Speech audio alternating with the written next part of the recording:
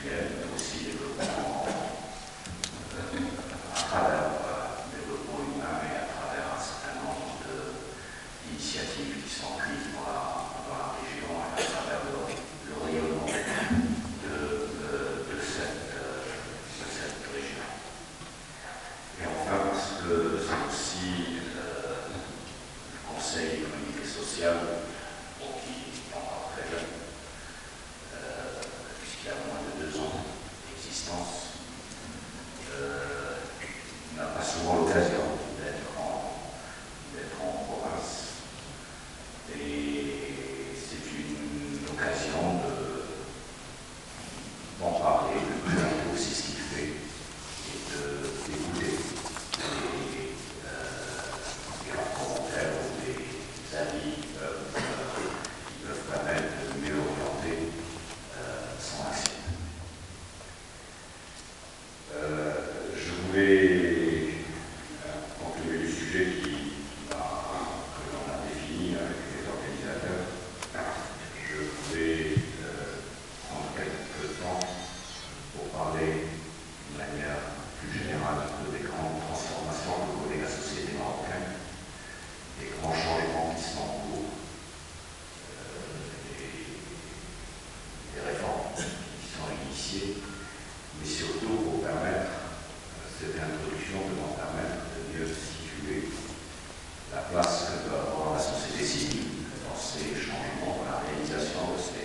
dans le fait de relever ces différents défis, les différents défis qui se posent aujourd'hui à notre pays, et qui, à mon sens, ne peuvent être relevés que s'il y a une mobilisation de l'ensemble des acteurs, des acteurs institutionnels, au-delà des institutionnels, bien sûr, les acteurs de la société civile peuvent jouer un rôle extrêmement important. Puis je terminerai peut-être en disant quelques mots sur le Conseil économique et social, qui lui-même est une émanation en fait de la société civile, puisque de par sa composition, il représente une partie, je dirais, de la société civile organisée. D'abord, pour commencer par évoquer le fait que nous sommes dans une société aujourd'hui qui est en transformation majeure, importante. En transformation importante sous l'effet de plusieurs facteurs démographiques.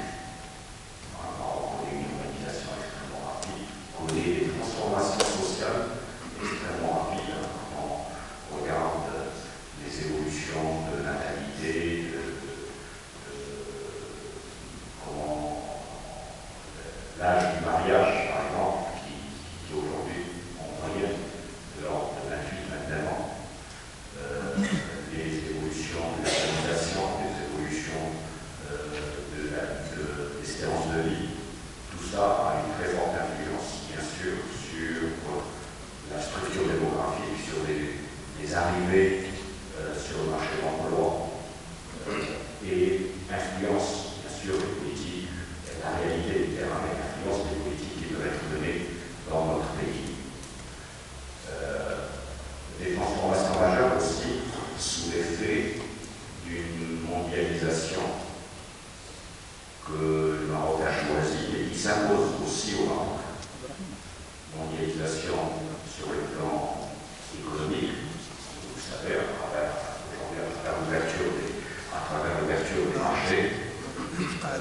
le Maroc se retrouve en compétition avec des acteurs à travers le monde, compétition de plus en plus féroce. Il n'y a qu'à se circuler dans le marché pour retrouver des produits qui viennent de Chine à des prix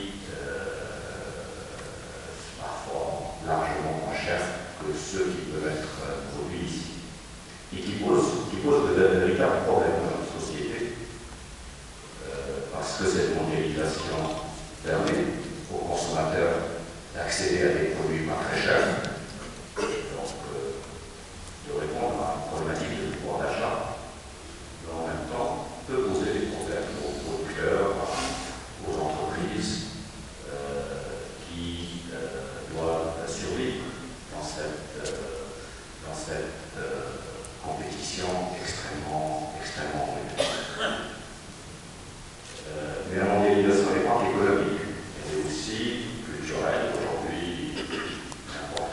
pourriez